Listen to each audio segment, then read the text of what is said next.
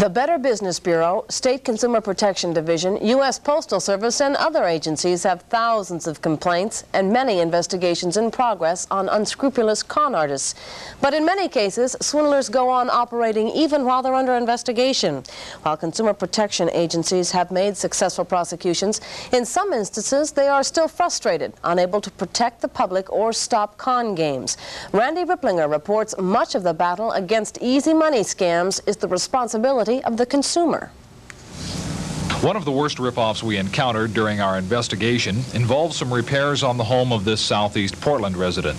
She paid some fast-talking repairmen over $4,700 to build a small awning, install a ceiling fan, and do some roof repairs, most of it probably needless work.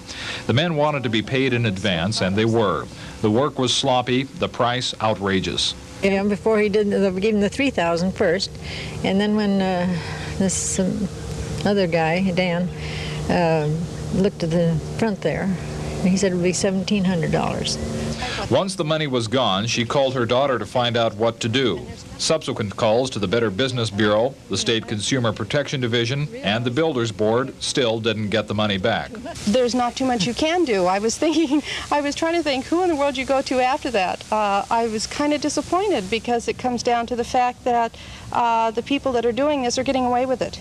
Government agencies are aware that these men are doing it, and they're not doing anything about it. But in fact, the agencies have done something, although there are limitations on what they can do.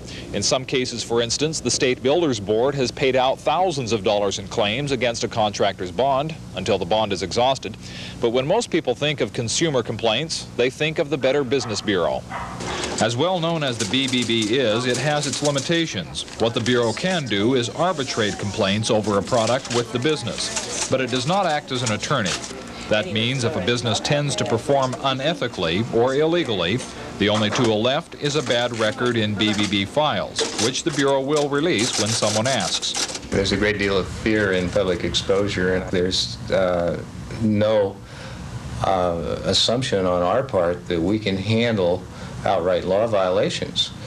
And I think that this kind of thing is something that we can eliminate a little bit of by public awareness, because certainly if somebody's well informed, it's going to be very difficult for them to be conned. Ross Leyburn and 18 other people handle scores of consumer complaints in the Oregon Consumer Protection Division. Usually the office will try to negotiate outside the courtroom to get businesses to comply with the law.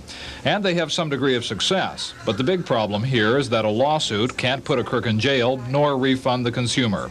The usual remedy is a fine and an order to stop operating the business. Sometimes the biggest frustration is in the remedy area.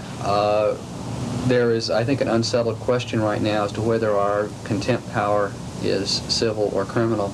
Assuming that it was clarified in the statute that it was criminal contempt, though, you still have the problem of the overcrowding of the jails. We try to put them out of business right away, and then if the other things meet our criteria, then we'll go after them for federal prosecution.